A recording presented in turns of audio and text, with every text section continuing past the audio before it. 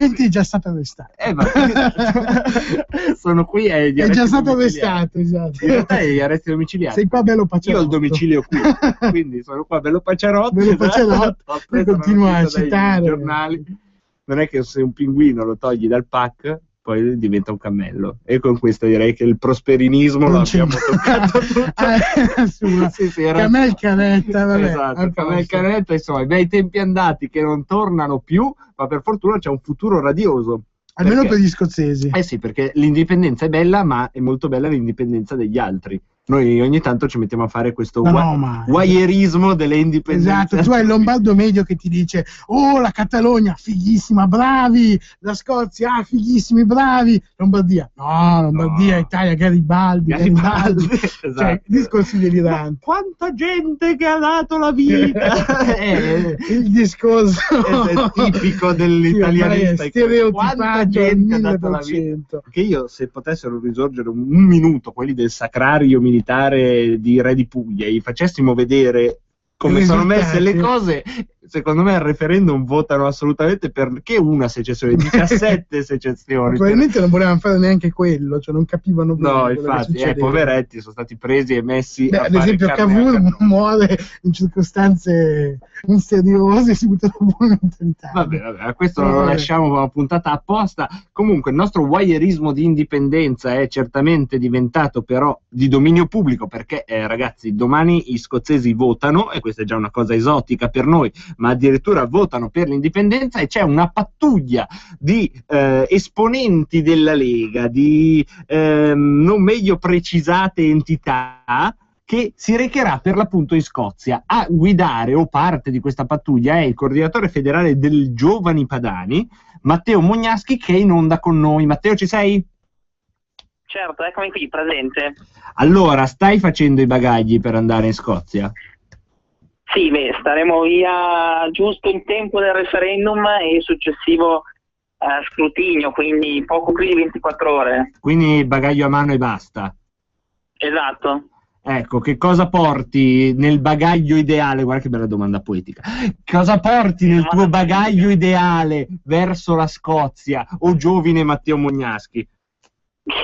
Ma guarda, banalmente, sarò forse banale, semplice, però un cambio.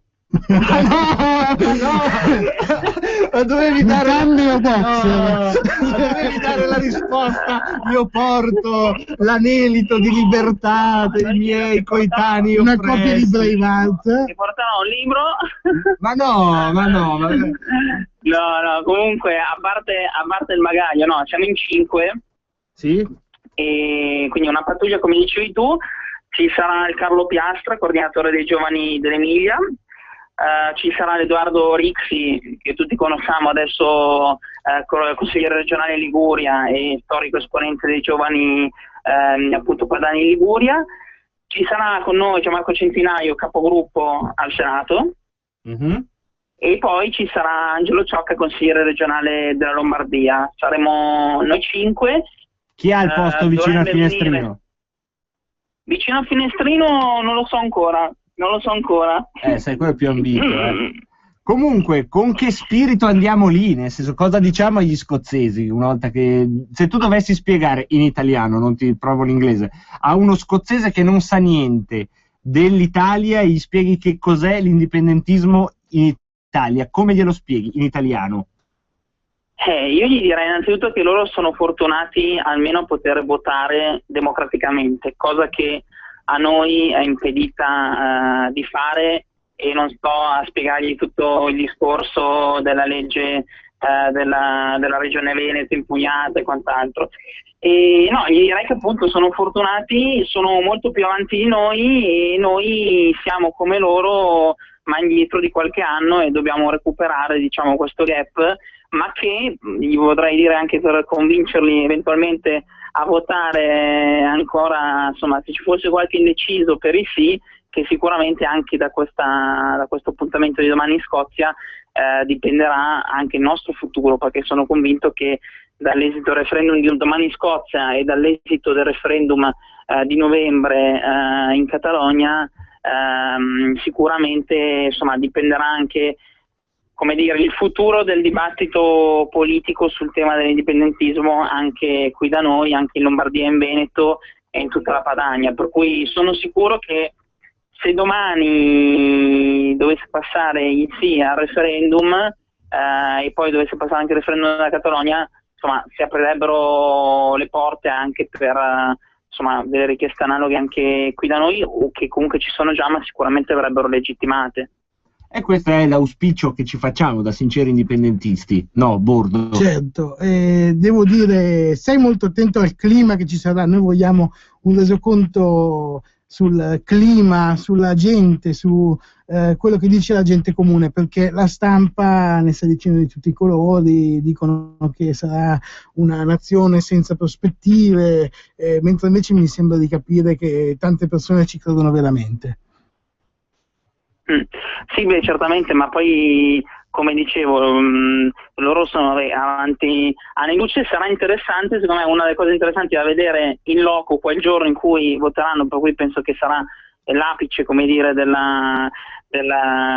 clima, diciamo, da referendum, appunto capire, insomma, la gente per la strada, la gente comune, anche cosa ne pensa in merito. Sono sicuro che insomma, se sono arrivati a questo punto, poi vabbè, i sondaggi hanno detto tutto il contrario di tutto, ma sicuramente se è un referendum aperto ed è un referendum non affatto scontato. Se pensiamo che ad agosto i no dicevano che erano addirittura al 60% e adesso i sì erano meno del 40%, adesso veramente se la giocano per pochi voti, quindi insomma sarà una cosa interessante da seguire proprio da vicino sul posto. E noi ti telefoneremo e useremo i tuoi occhi e la tua voce per raccontare agli ascoltatori quello che succede in loco. Portaci una bottiglia di whisky. Portaci una bottiglia di whisky, perché Bordonaro sta finendo la sua, ma questo è un altro discorso, che è una pagina che comunque non bisogna aprire davanti alle persone, no? È una fragilità che... Va bene, grazie Matteo Mognazzi. Ciao. Grazie. Ciao. Allora, noi possiamo fare solo una cosa. Il problema dell'alcol è una cosa seria, però sul whisky, oggi parliamo di whisky anche un pochino, perché tantissimi giornali hanno tirato fuori articoli dicendo che una delle maggiori industrie della Scozia, che è appunto la vendita del loro whisky, siccome sono tra i maggiori produttori mondiali di whisky di qualità, non sarà più possibile in caso che la Scozia diventi indipendente, perché non ci saranno dazi, casini, bordelli e via il andare. whisky lo sa che c'è la regina. Esatto, e quindi se c'è la regina si fa il whisky, se no non si fa o non si vende. A me sembra una stupidaggine. La regina, hai visto che ha detto pensateci bene prima di votare? Sì, ma perché lei è affezionata... Corleone. Pensateci bene. Ma questi sono i tuoi occhiali da italiano, sono le lenti italiane che dici, vedi minacce ovunque. No, invece no, è così gentile, e si sa che il Regno Unito nei confronti degli indipendentisti ha una storia di grande democrazia e tolleranza che ci fa pensare. Certo, assolutamente. Bobby Sands e tanti altri che hanno potuto agire. Ma pare che lei sia particolarmente affezionata alla fauna di una sua riserva, quella di Balmoral. Gli piacciono i cervi. Senti, ma visto che non possiamo fare niente, meniamo solo un po' di sfiga alla regina dicendo che sicuramente vinceranno i no. È un dato, è ovvio. Io sinceramente spero che non facciano carte false, perché no, è un paese civile. Esatto, vedrai che civiltà. E allora adesso noi mettiamo una canzone che non è una canzone di Johnny Cash, ha questa caratteristica. Io ti odio. Allora, tu non hai festeggiato a dovere, ma non è vero, non hai festeggiato a dovere il mortiversario di Johnny Cash, che era venerdì 12. Allora, gli ascoltatori mi sono testimoni che io venerdì 12 ho fatto solo Johnny Cash come però hai messo le più brutte, hai messo le canzoni. E allora, per fortuna, la provvidenza ci ha mandato l'uomo, il bounty killer della musicalità, cowboy, giocatore d'azzardo, che è insieme predatorio e materno, Marco Bordonaro, e che ci fa sentire Johnny Cash, What Do I Care? When I'm all through, if I haven't been what they think I should be, if the total isn't high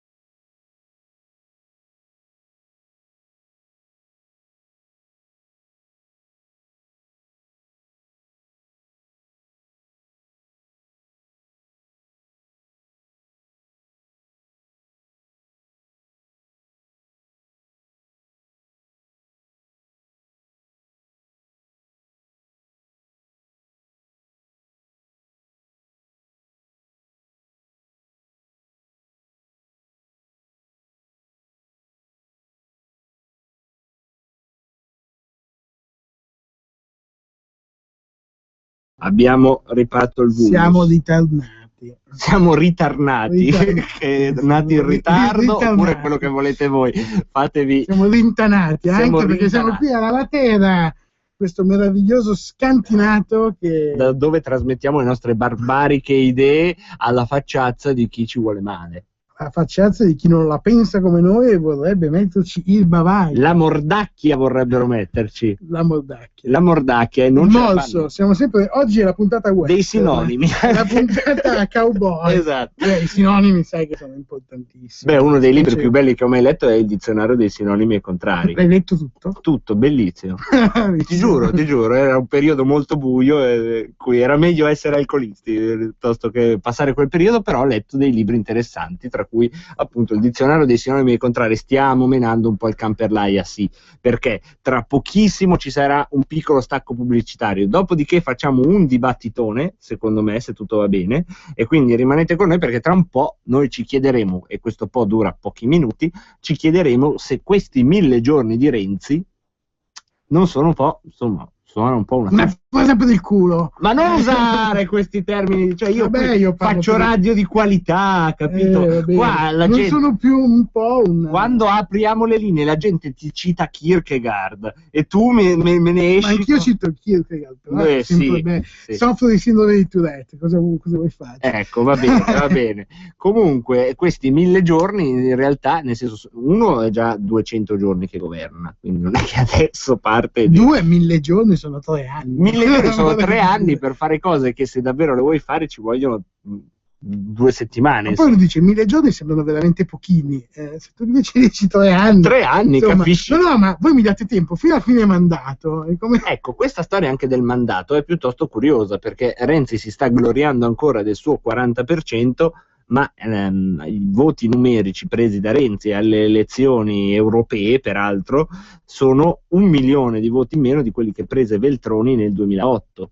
Quindi dobbiamo riesumare Veltroni? No, nel senso, questo no, per carità, però i voti sono numerici, sono quella roba lì, quindi non è che hai vinto. No, ma poi soprattutto le europee sono un contesto molto molto diverso da quello che potrebbero essere le politiche, quindi è ovvio Ti ha votato il 20% del corpo elettorale, non è che hai proprio vinto. Comunque ne parleremo tra poco nel nostro dibattitone, ma adesso una canzone di qualità scelta dal nostro bounty killer predatorio e materno, Paolo Conte, Colleghi trascurati, dedicata a tutti i colleghi che si sentono trascurati.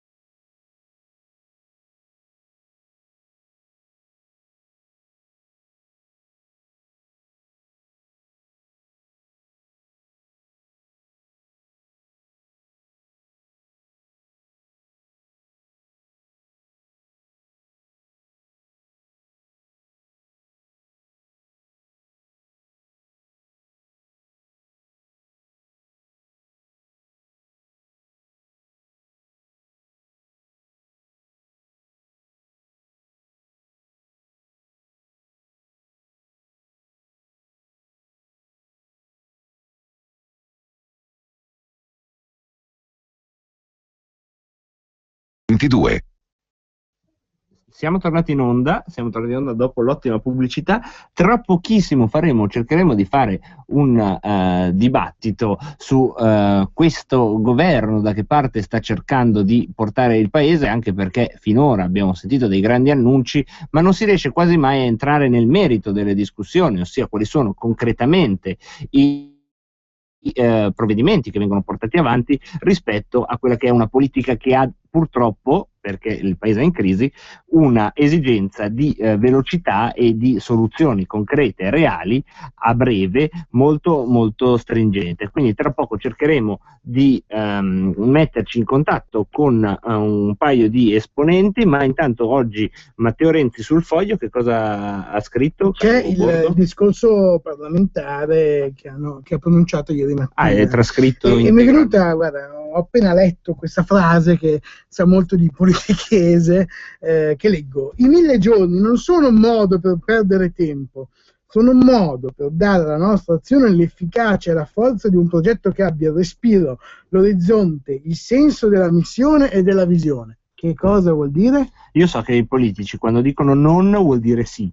Quindi tu hai detto i 1000 giorni non sono un modo per perdere tempo, tu basta che togli il non e la verità sono un modo per prova a rileggerla togliendo il non. I 1000 giorni sono un modo per perdere tempo, non sono un modo per dare alla nostra azione l'efficacia e la forza di un progetto che abbia respiro, orizzonte, il senso della missione e della visione. Io vorrei essere il suo ghostwriter, veramente, una capacità di affabulare incredibile. Non dare botte sul tavolo, non andiamo a ribaltare il tavolo noi, il tavolo ce lo riprendiamo, questo qua almeno è già nostro, è già qua da noi. Sai che sono un cowboy.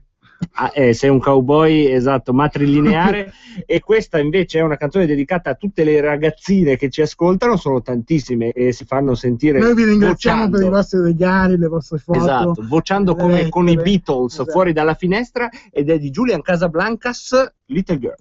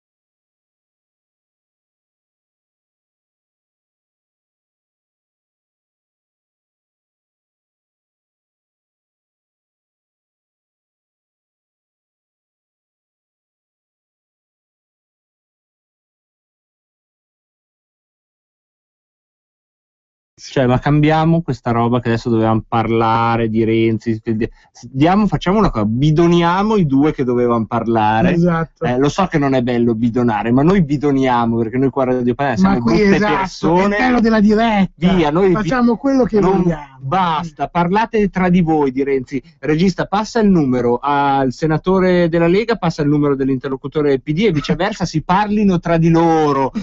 Noi invece, sai cosa facciamo? Noi apriamo le linee e parliamo di Scozia e di indipendenza, che mi sembra un tema che... Non parliamo di Roma, via. No, voliamo alto, parliamo di Scozia, di Europa e di indipendenza.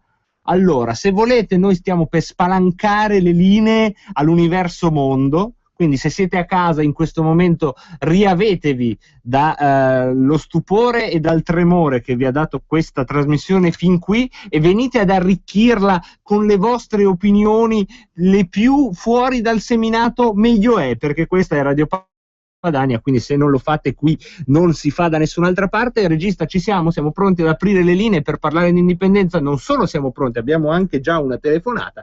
Il numero però, visto che alcuni lo sanno e alcuni no, il numero è 0266 20 35 29. E poi potete anche inviarci, se volete, un SMS per chi è timido, non vuole parlare o non può parlare, al 346 6427 756. Bene. Abbiamo già una telefonata in diretta e noi la prendiamo così al volo. Sono contento che vi sia piaciuto il nostro cambio di programma, perché siete già pronti a intervenire. Prendiamo la prima telefonata. Pronto? Pronto, buonasera. Buonasera. Chi Sono sei? Mario da Milano. Ciao Mario. Ascolta, ti voglio dire due cose. Vai. Con rispetto a Matteo Renzi, lui ha preso il 40%, però diciamo che un 20% la gente lo ha votato per paura di uscire dell'euro e dell'Europa. Non è che ha votato il PD perché sono fanatici del PD. Poi, secondo, con la Scozia penso che vincerà il no, perché faranno qualsiasi cosa per non disunire il Regno Unito. Va bene, va bene. Diciamo è una mafia quello. Va bene. Diciamo che vince il no, per scaramanzia, portiamo un po' male anche alla regina. Senza dubbio faranno di tutto. Elizabeth, tranquilla, the win, the no. The wind no. Pronto? Pronto? Sì, ciao, sei in onda. Sono Gianni da Reggio Emilia. Ciao Gianni, come va? Qui volevo dire una cosa molto semplice. Io abito a Reggio Emilia, quando mi vedo un certo Del Rio che alla televisione è andato ministro, che ha rovinato la città completamente, io mi chiedo dove possiamo andare a finire, guarda. Grazie Gianni. Lì mi sta ma è così che succede alle volte quando ci sono delle persone, capito, che non... Cosa disse Grillo? Cosa disse Grillo? Durante l'incontro c'era anche Del Rio, vabbè, niente. No. Ah, tu, scusa, ti hanno votato per fare... tu pensi alla raccolta differenziata. Esatto. Ma allora, abbiamo questa indipendenza scozzese che così aleggia come un fantasma sull'Europa. E questa è sorpresa, nel senso che non era stato... No, è scoppiato all'ultimo, quando i sondaggi appunto hanno incominciato a dire che un po' di scozzesi vogliono questa indipendenza. Io faccio a voi, Universo Mondo all'ascolto, questa domanda: ma secondo voi questa indipendenza scozzese che lezione insegna a chi, nel bene, nel male, vuole invece tentare un'indipendenza nella penisola italica? Prendiamo una telefonata. Pronto? Pronto, buonasera, sono io? Sì, sei tu, ciao. Ciao, buonasera, io telefono da Trento.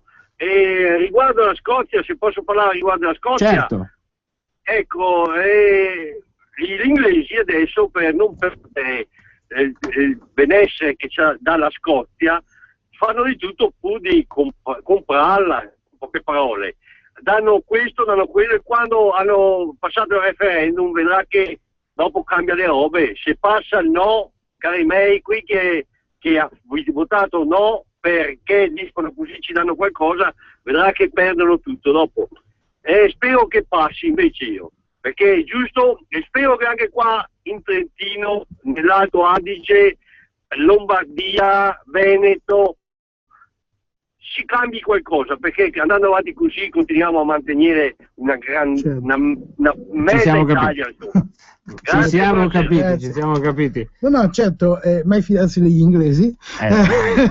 Mai, attenzione. Però è chiaro che la possibilità di tessere da soli il proprio destino è impagabile. Poi, esatto, dovrebbe essere la cosa più normale del mondo. Poi loro non hanno neanche quello scompenso fiscale che abbiamo noi. Cioè, da noi c'è una persona intelligente, sarebbe a favore dell'indipendenza. Solo per ragioni pragmatiche, sì, ma tu dimentichi a Garibaldi. Io ti ricordo, salutiamo. Loro hanno avuto Braveheart, è all'opposto. Esatto. Comunque, se volete, prendiamo ancora un paio di telefonate allo 0266 20 35 29 sull'indipendenza della Scozia, mentre arrivano degli Sums. Allora, una leggenda celtica dice che quando la Scozia tornerà libera, tutte le altre Scozie del mondo torneranno libere. Quindi ci sono altre Scozie? Ma noi siamo una piccola Scozia, non facciamo il whisky, ma c'è la nebbia, piove, c'è il vento, la gente è un po' scorbutica, in effetti ci siamo, ci manca il nostro Sean Connery. Ma questa ma ce l'abbiamo. Allora, Regina da Brescia che dice: ad Anna Bolena dopo 1000 giorni di regno le hanno tagliato la testa per restare attento Renzi, alla fine di Anna Bolena. Vedi come mettono insieme la questione Regno Unito e Regno disunito. Pronto? Ciao, Pietro da Brescia. Ciao Pietro. Ciao, ascoltatemi ragazzi, giovedì sera se dovesse vincere il no, non facciamoci la testa più di tanto, io lo dico un po' a tutti i padani, perché la Scozia è sotto l'Inghilterra da 307 anni, per cui se hanno avuto la voglia di continuare per 300 anni a lottare e sono lì sul filo del rasoio, noi padani abbiamo davanti ancora un bel po' di anni. Cioè, voglio dire, adesso non voglio toccare ferro. Per il 2300 ce la facciamo, quindi. Ecco, cioè voglio dire... Dai, ottimismo, 2300. Obiettivo 2300. Ascoltatemi, andiamo avanti sempre a lottare, è importante, bisogna continuamente lottare, non per noi, io ho 60 anni, per i nostri figli, i nostri nipoti, ok? Ok, andata. Ciao, giovedì sera, ciao. Beh, ma anche se vince il no... penso che le regalie del governo inglese comunque Scozia è una vittoria in ogni caso, cioè ragazzi, votate quello che volete, tanto la Scozia se non proprio indipendente totalmente avrà una quantità di regalie, di vantaggi, anche se mai fidarsi degli inglesi, vabbè, questo vedremo gli scozzesi cosa fanno. Intanto scusate, Gianni da Brescia dice siti internet scozzesi per seguire questa vigilia, domani sicuramente vi daremo i siti da cui prenderemo i dati noi, e altrimenti c'è la stampa normale britannica che in qualche modo comunque sarà costretta a dare i risultati, perché sui risultati i giornali devono per forza essere in qualche modo onesti, almeno nelle cifre. Abbiamo una telefonata, la prendiamo al volo. Pronto? Sono Silvio da Novara, veloce che sono al casello. Ieri ho sentito, avete pregiato che il Papa ha citato la parola padania. Sì. Io vedo tutte le sere la televisione russa e vi dico che il cartografo di Putin aveva messo in evidenza una bella mappa con Padania, quindi la Padania è già riconosciuta in Russia. Andiamoci sotto, grazie. Buona serata. Abbiamo il secondo alleato nucleare dopo la Corea del Nord. Esatto. E adesso siamo a due, veniteci a prendere. Sì, esatto. sì. Io farei un'apertura per la Corea del Nord è favorevole all'indipendenza scozzese, io farei un'apertura anche sull'Iran, così siamo a posto. Ma non ce l'hanno ancora la È vero, allora aspettiamo. Che fine politico, che bounty killer, mi viene da dire, che gringo della democrazia a bordo. Abbiamo un'altra telefonata in attesa, la prendiamo al volo. Pronto? Ciao. Ciao. Io sono il Claude della dinastia dei Belan di Pasturo. Grande. Ecco, io volevo, Claude, perché io lo stato giuridico italiano è da parecchio che non lo riconosco in tutte le sue della parti, dinastia dei Belandi. Perciò il nome che loro mi hanno affibbiato per me è un trust che io ne sono diventato l'amministratore e beneficiario. Vabbè, appunto, questa è un'altra storia. Allora, se dovesse vincere la Scozia, preghiamo. Allora comunico a tutti che il mio amico Andrea di Pasturo farà la gara corsa in montagna, la Zac Cup, con il kilt. Ecco, allora io mi auguro di vederlo e farò il tifo sul tracciato, che sarà un'altra vittoria scozzese. Grazie per aver anticipato anche l'argomento di domani, dove vi chiederemo di fare un rito superstizioso per fare in modo di... Io lo sto facendo oggi. Tu lo stai facendo oggi bevendo whisky, lo farai anche domani, ma torniamo seri, perché in questo argomento di cui stiamo trattando, l'indipendenza della Scozia, abbiamo la possibilità di sentire un parere abbastanza autorevole di una persona che ha una carriera politica importante, ed è il senatore Giulio Tremonti, che dovrebbe essere in diretta con noi, giusto? Senatore, eccolo. Allora, abbiamo una decina di minuti, quindi cerchiamo di fare domande molto mirate. La prima è: c'è in Europa un tornare a galla degli indipendentismi, quello scozzese, quello catalano, oltre a quelli storici, oltre a quello veneto, questo legato a una crisi economica che sta ancora mordendo tutte le economie europee? Che quadro si può pensare in prospettiva con questi due fattori iniziali, secondo lei, Tremonti? Magari penso un po' diverso, e onestamente non è che conosca così bene la Scozia piuttosto che la Catalogna. La mia impressione è che non è tanto la crisi che spinge a queste domande di autonomia, di cambiamento, più che la crisi e la difficoltà. Per esempio, la Scozia non è che va poi così male, è proprio il fatto che, essendosi creata sopra la struttura dello Stato nazionale, nel caso sopra il Regno Unito, un'altra struttura politica, una specie di nuovo tipo di Stato che l'Europa, questi dicono cosa ci serve il Regno Unito, ci basta e avanza sotto la Scozia e sopra l'Europa. Quindi è un fenomeno molto complicato, e d'altra parte l'Europa è disegnata per parlare con le regioni, con i territori, con le aree nel loro disegno, e Bruxelles che scavalca gli stati e parla direttamente con i territori. Una roba come questa in Scozia non ci sarebbe stata 50 anni fa o 30 anni fa o 20 anni fa, c'è adesso proprio perché c'è l'Europa, quindi è un caso molto particolare. Questi dicono il costo, il vincolo del Regno Unito sono un po' troppo, abbiamo il nostro governo qua e la nostra presenza in Europa c'è a Bruxelles. Questa è la mia impressione, quindi una specie di salto verso un'altra roba che è nel disegno dell'Europa, mentre De Gaulle voleva gli stati e non voleva le regioni, i padri fondatori dell'Europa volevano le regioni, Bruxelles che parla con le regioni. Quindi un superamento... La ragione per cui Bruxelles dà un sacco di soldi che poi sono nostri alle regioni, la ragione per cui le regioni si sono piantate a Bruxelles e parlano direttamente con l'Europa. Quindi è un fenomeno molto complicato, che non è solo la crisi o l'indipendentismo, è molto più complicato perché la grande novità che piace a noi è che c'è un'Europa che si è configurata come... Insomma, lei 20 anni fa Europa era il mercato comune, erano i dazi, i vincoli, erano quelle robe lì da togliere e da mettere.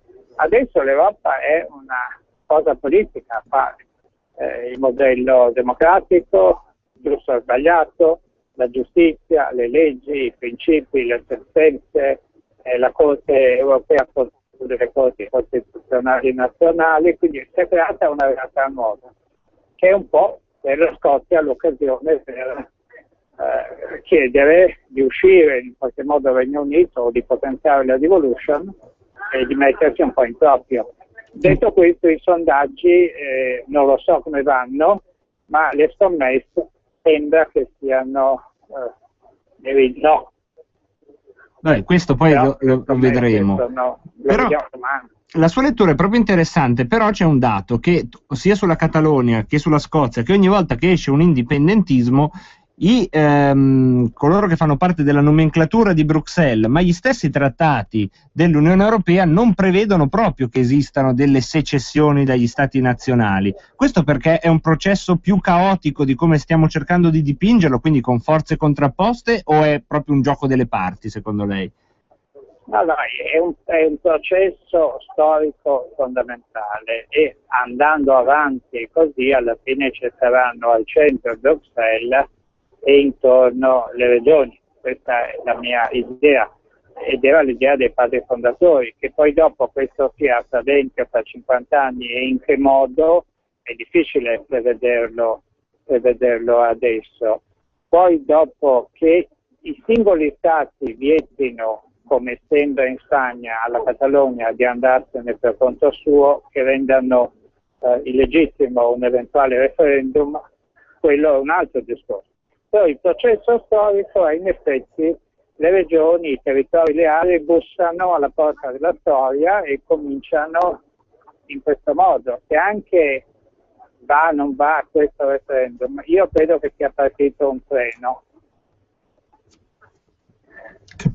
Capiamo. Allora, c'è un altro aspetto. Molti giornalisti in questa settimana hanno immaginato e previsto che ci saranno per la Scozia indipendente molti problemi sulle esportazioni. Siccome... Non sento un tubo, dovrebbe ripetere. Molti giornalisti nell'ultima settimana hanno immaginato che la Scozia indipendente avrà molti problemi per quanto riguarda ad esempio le esportazioni, siccome sono produttori, hanno un manifatturiero molto forte, specie ad esempio a noi viene in mente il whisky, e che molte banche, anche le banche scozzesi, fuggiranno dalla Scozia e andranno tutte nella City a Londra. È vera questa cosa? È possibile, o invece c'è magari qualcosa di falso nell'immaginare una Scozia in grave difficoltà sull'export e sull'economia bancaria? Ma dunque, intanto non sappiamo come va domani. Supponendo che passi il sì e quindi la Scozia va per conto suo, è molto difficile fare previsioni. Quello che fai a tavolino poi non corrisponde dopo mai alla realtà, che può essere molto più complicata e traumatica per tanti versi.